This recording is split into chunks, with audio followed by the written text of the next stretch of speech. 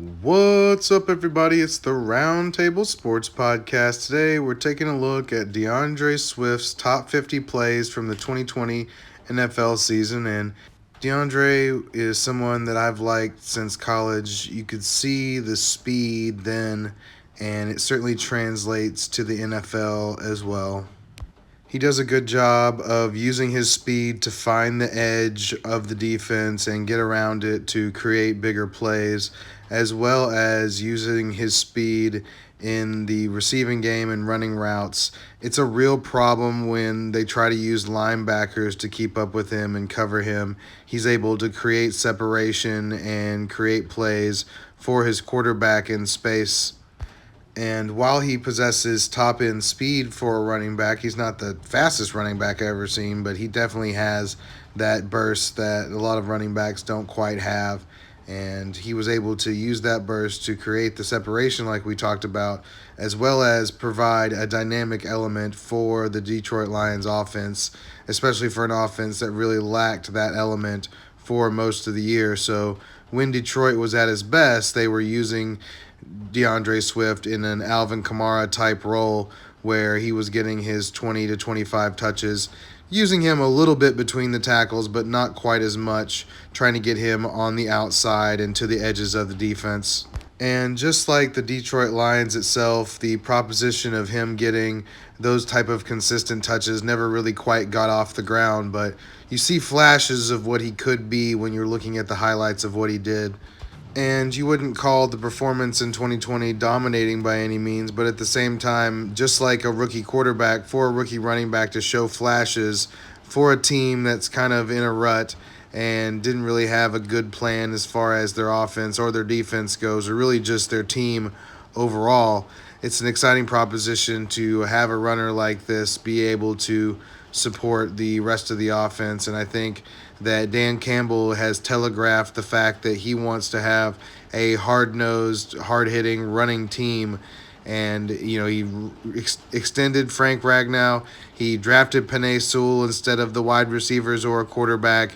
And he's already got Taylor Decker on hand. He can move Big V into right guard or left guard or wherever they decide to move him there.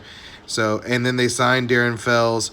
On top of all that, bring in Jamal Williams. They are definitely telegraphing that they want to run the ball, and I think DeAndre Swift is going to be a big beneficiary of those running totals, absolutely.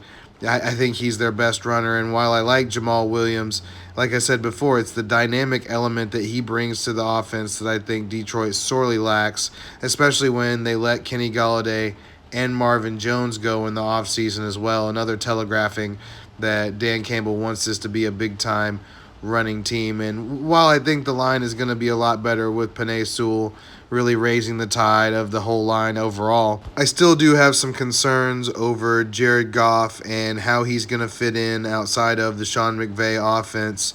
He doesn't really strike me as a complete quarterback, and good thing for DeAndre is that he will check down to a running back and throw it to a running back, so that part of it's good. I just question the overall upside of the offense and how many scoring drives there's going to be with Jared Goff. But I think part of Dan Campbell's plan is to run the ball hard anyway and to run plays like this where it keeps the defense honest and gets DeAndre to the edges.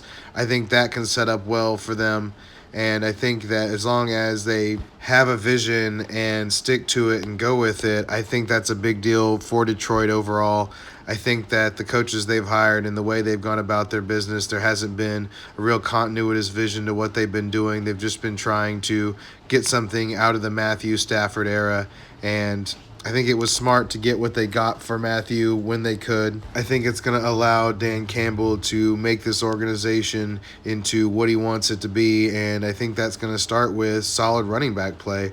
And from what I saw from DeAndre, I think he's capable of delivering that. It's not just the speed that I mentioned earlier. Certainly, that's a big part of it. But as you can see, he has good vision. And with that vision, he's also setting up the moves that he makes to create more space and to create more yards for the offense. As you can see, he's very shifty. And then, like I said, the vision is there, absolutely. If he can gain a little bit of weight just to make sure that he can make it through a full season and, stand up to the beating of the NFL, I think this guy has the ability to be an all-pro type running back. Because, like I said, you can see him running away from solid defenders. You can see him jump cutting and shifting and using his elusive nature to get away from people. So if he's able to do that with this Lions team, I got to think that's a good sign for his future going forward, especially on a team that's setting him up for success with investments in the line and, the investments in running the ball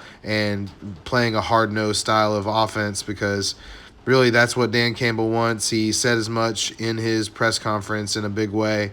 And I got to think that DeAndre is going to be a big beneficiary of that if they've watched the film at all.